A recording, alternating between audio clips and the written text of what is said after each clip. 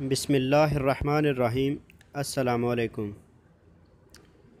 آج میں آپ کو حج کے متعلق بتاؤں گا کہ آج کل ہمارے مسلمان بھائیوں کے ذہنوں میں ایک بات کا بہت خدشہ ابھر آیا ہے کہ اس سال پتہ نہیں حج ہوگا یا نہیں ہوگا، لیکن میں آپ کو تاریخ کے وہ پہلو بھی بتاؤں گا کہ جب حج کو معطل کیا گیا اور کس وجہ سے معطل کیا گیا، تو میں آپ کو ڈیٹیل بتاتا ہوں۔ اس سے پہلے اگر آپ نے اس چینل کو سبسکرائب نہیں کیا تو کائنڈلی اسے سبسکرائب کر لیں۔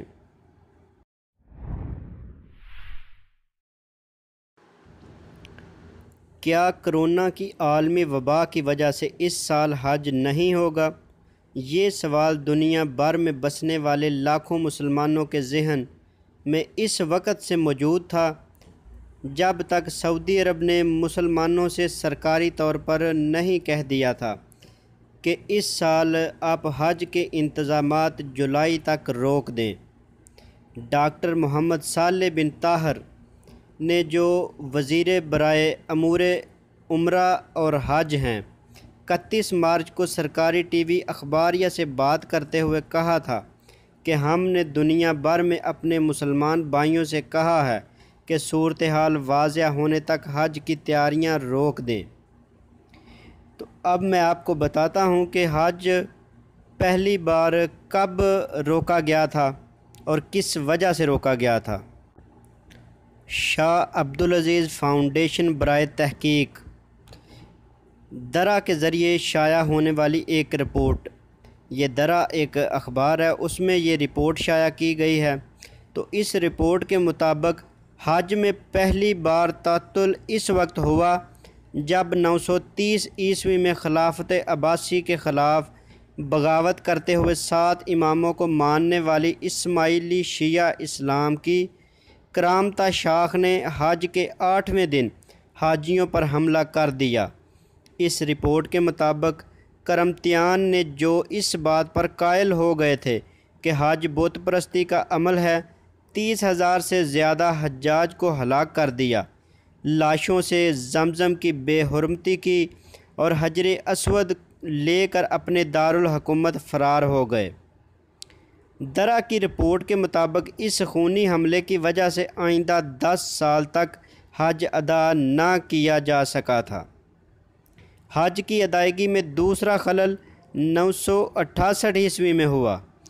اس رپورٹ میں ابن کثیر کی کتاب البدایہ النہایہ کا حوالہ دیتے ہوئے بتایا گیا کہ مکہ میں ایک بیماری پھیل گئی جس نے بہت سے حجاج کرام کی جان لے لی ہے۔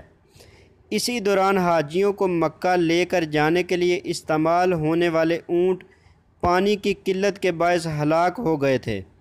درا کی رپورٹ کے مطابق بہت سے لوگ جو بچ کر مکہ مکرمہ پہنچ بھی گئے تھے، وہ حج کے بعد زیادہ دن زندہ نہیں رہ سکے۔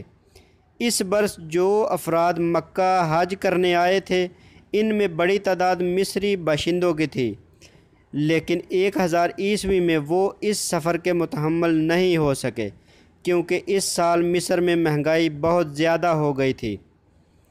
درا کی رپورٹ کے مطابق 29 سال بعد بھی مشرق یا مصر سے کوئی حاجی حج کے لیے نہیں آیا۔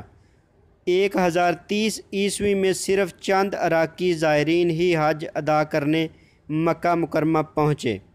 اس واقعے کے 9 سال بعد عراقی، مصری، وسط ایشیائی اور شمالی عربی مسلمان حج کرنے سے قاصر رہے۔ شاہ عبدالعزیز یونیورسٹی کے شعبہ تاریخ کے سربراہ ڈاکٹر عماد طاہر کے مطابق اس کی وجہ سیاسی بدامنی اور فرقہ وارانہ کشیدگی تھی۔ اسی طرح 1099 عیسوی میں بھی جنگجو کے نتیجے میں پوری مسلم دنیا میں خوف اور عدم تحفظ کی وجہ سے حج کی ادائیگی نہ کی جا سکی۔ سن 1099 عیسوی میں صلیبی جنگجوؤں کے یروشلم پر قبضے سے 5 برس قبل خطہ عرب میں مسلمان رہنماؤں میں اتحاد کے فقدان کے باعث مسلمان حج ادا کرنے مکہ نہ آ سکے۔ سن 1168 میں مصریوں اور کرد کمانڈر اسد الدین جو زنکیوں حکومت کا دائرہ کار مصر تک پھیلانا چاہتے تھے، ان کے درمیان تنازع کی وجہ سے مصری مسلمانوں کو حج کی اجازت نہ مل سکی۔ 13ویں عیسوی میں بھی حج ایک بار پھر تعطل کا شکار ہوا، اور درہ کی رپورٹ کے مطابق 1256 سے 1260 کے دوران کوئی بھی شخص خطہ حجاز سے حج کی ادائیگی نہ کر سکا۔ 1798 عیسوی سے 1801 کے دوران فرانسیسی لیڈر نیپولین بوناپارٹ نے مصر اور شام کے علاقوں میں فوجی کارروائیاں کیں، جن کی وجہ سے مکہ کے راستے زائرین کے لیے غیر محفوظ ہو گئے۔ مصری مصنف ہانی نصیرہ کہتے ہیں کہ اگر کرونا کا مرض دنیا میں یوں ہی بڑھتا رہا تو اس سال بھی حج کی ادائیگی روکنے کا فیصلہ غیر متوقع نہیں ہوگا۔ الغامدی نے مزید کہا کہ حج کی بنیاد استدلال اور منطق پر رکھی گئی ہے، لہٰذا اگر صحت کے ذمہ دار حکام کو معلوم ہو کہ کوئی متعدد بیماری موت کا سبب بن سکتی ہے تو لوگوں کی زندگیوں کا تحفظ حج سے زیادہ ضروری ہے۔ انہوں نے مزید کہا کہ اسلامی شریعت میں اس استدلال میں کچھ بھی غلط نہیں ہے، تو لہٰذا آپ اللہ تعالیٰ سے دعا کریں کہ اللہ تعالیٰ اس سال یہ حج کرنے کی اجازت ہم مسلمانوں پہ نافذ کر دیں۔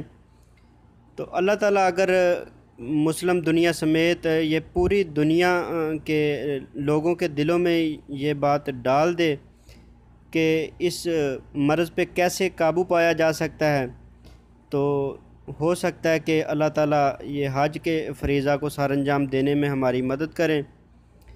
تو ملتے ہیں کسی نیکسٹ اپڈیٹ کے ساتھ، تب تک کے لیے اللہ حافظ۔